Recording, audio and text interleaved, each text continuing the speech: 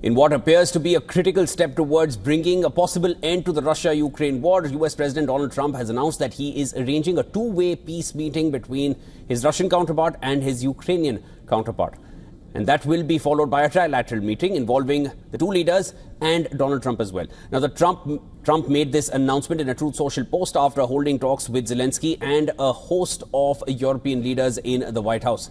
Now, in this post, Trump said that he dialed Putin for holding direct talks with Zelensky. The president said that the two-way meeting will be followed by a trilateral, as I mentioned earlier, and the location of that is yet to be decided, or any location for that matter is yet to be decided. And Trump interrupted the meeting with European leaders to make that call to Putin, which lasted all of 40 minutes. Listen to this.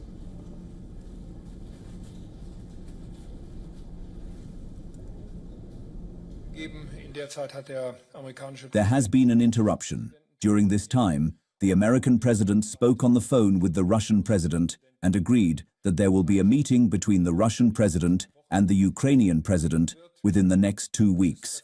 This meeting is to take place at a location that still needs to be arranged. President Trump has agreed to then invite for a trilateral meeting again, so that the negotiations can now truly begin.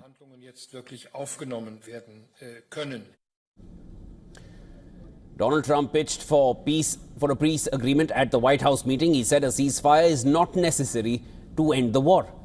Now, this echoes with his earlier comments that brought his position more in line with the Russian President Vladimir Putin, who he met just last week in Alaska. I don't think you need a ceasefire. You know, if you look at the 6 deals that I settled this year, they were all at war. I didn't do any ceasefires. And I know that it might be good to have, but I can also understand strategically why, well, you know, one country or the other wouldn't want it. You have a ceasefire and they rebuild and rebuild and rebuild, and, you know, maybe they don't want that. But we can work a deal where we're working on a peace deal while they're fighting. They have to fight. In response, Kremlin said that Putin and Trump discussed the idea of exploring the possibility of direct talks at a higher level during their 40-minute phone call. Putin and Trump agreed to continue close contact with each other on the Ukrainian crisis and other pressing issues. Zelensky, on the other hand, says that he is ready for any format to meet with Putin. However, there shouldn't be any conditions for the talks. The Ukrainian president said that territorial issues will be decided during these direct talks. And Zelensky hailed talks with Trump as good and normal and said that the details of security guarantees will be worked out within 10 days. I'm just here to be, look, this isn't my word. No, we don't have any date. We don't have any date. We just conformed after this productive meeting with the president and then with all our colleagues, with partners, we confirmed that we are ready for a trilateral meeting.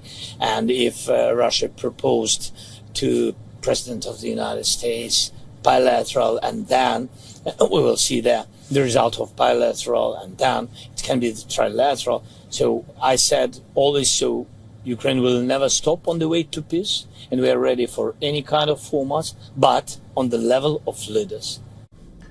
Now, a host of European leaders, including French President Emmanuel Macron, German Chancellor Friedrich Merz, UK Prime Minister Keir Starmer, Italian Prime Minister Giorgia Meloni, EU Chief Ursula von der Leyen, NATO Chief Mark Rutte, among others, called for a ceasefire before a trilateral meeting, while Merz said that Ukraine should not be forced into territorial concessions. Macron made it clear that White House talks did not discuss Ukraine territorial concessions. If we play this well, we could end this, and we have to. The third aspect I want to address regarding Ukraine, which has not been discussed again today, is that no territorial concessions should be imposed. The Russian demand that Kyiv give up the free parts of Donbass corresponds, to put it bluntly, to a proposal for the United States to have to give up Florida. A sovereign state cannot simply make such a decision lightly. This is a decision that Ukraine must make itself in the course of negotiations. But if at the end this process is met by refusal, we are also ready to say that we need to increase sanctions and, in any case, adopt a stance that puts more pressure on the Russian side to return to the negotiation table. This is essentially what was decided today. All right, there is a lot to discuss and unpack from the details that have come in. For this, I'm now being joined live by John Erith. He's a Senior Policy Director for the Center for Arms Control and Non-Proliferation. He's joining us from Washington. John, thanks so much for making time for us. Let's just get right into it. Trump, if you just look at what has come out, and this is what the German Chancellor also mentioned, that there was an interruption. So clearly Europe did not take very well to the fact that Trump interrupted the meeting with the EU leaders, then goes and has a 40-minute call with Putin. Trump said a ceasefire is not necessary to end the war. European leaders are still, pushing for that ceasefire before a trilateral meeting. Give me your sense of how you've read all these details before we get into little more smaller aspects of it. I think that the demand to have no ceasefire is something that came from President Putin himself. It's important for Russia because a ceasefire freezes things as they are. It would end the fighting, but not settle any of the other outstanding issues. What Putin would like to see is an agreement that ends the war with the current front lines frozen in place and Russian territorial gains acknowledged in a legal manner. This would give some legitimacy to his war of conquest, and it would fulfill one of the basic requirements of Russia to end the war. So I think it's significant that the idea of a ceasefire is being so easily dismissed. I think that's a very bad idea. John, the fact that what Trump is saying, it echoes more and more with what Putin had been saying so far. And the fact that a ceasefire is something that, as you mentioned so casually, it has just been dismissed before it even reaches that level. Europe really wants that ceasefire. From the basis of this, how do you assess the talks going forward? Because there is going to be more interaction with Putin in the days to come. I think that's right. Clearly, one of the goals for this meeting for President Trump was to set a process in motion where there would be a follow-up meeting that would involve Putin and Zelensky. This is what he decided he wanted to get out of it, he being Trump, before the meeting started, and it's what the momentum appears to be setting up. It remains to be seen if the arrangements for such a meeting can be made, and it remains to be seen if Mr. Putin will decide that he wants to participate in such a meeting. He has always considered Zelensky to be somewhat beneath him and not worthy of his time. So if that has changed, it will be a very interesting development. John, Ukrainian President Zelensky said that territorial issues will be decided during the direct talks, and he's open to talk to Putin regardless of which kind of platform it is, but there shouldn't be any conditions for the talks. If you can elaborate a little further on what Zelensky is really referring to. I think he's going back to the idea that a agreement which would in effect give recognition to Russian territorial gains should be in place before. That's clearly what Russia wants. I think that the Ukrainians are eager to avoid that sort of situation.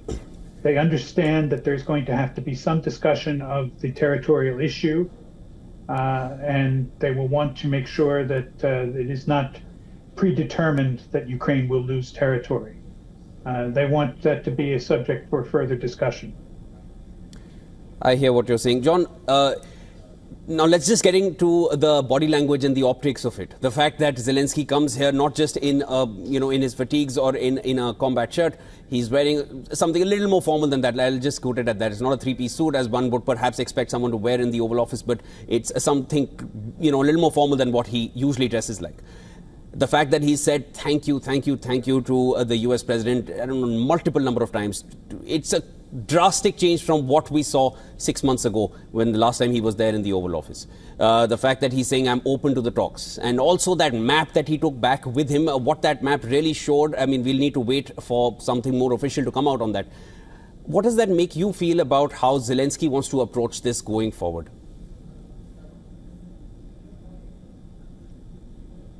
I think it's clear that he understands that in order to get a real resolution, it would be advantageous to Ukraine to be working with the U.S. government and not against the U.S. government. And so he took very careful steps this time to improve the overall atmosphere. It was the same with the other European leaders. They were all careful to say positive things about the U.S. role in this process and make it seem as though that they are eager to work with the United States, that they want to be a partner with the U.S. government in whatever resolution of this conflict there will be. John, one last question. Putin, even in this meeting, which was clearly a panic meeting for the European leaders, for the Ukrainian president as well, rushing to the U.S., to the Oval Office to meet with Trump, and this is within 2 days of of the Alaska summit. Even at the Alaska summit, Putin spoke far more than Trump. That was clearly being considered as a win for Putin. Here, when all these leaders are there to talk to Trump about the way forward, Putin gets 40 minutes of that meeting interrupted. How do you feel going forward with US and Russia? Clearly, the way we're seeing Trump interact with Putin so far, what kind of a say is Europe really going to have in this going forward? I think you're absolutely correct. The Alaska summit was a clear win for Putin. The fact that it happened at all was a great success for him. And the way that it came out, where he was able to get a high-profile meeting with the President of the United States and not pay any price beyond that of a plane ticket to Alaska.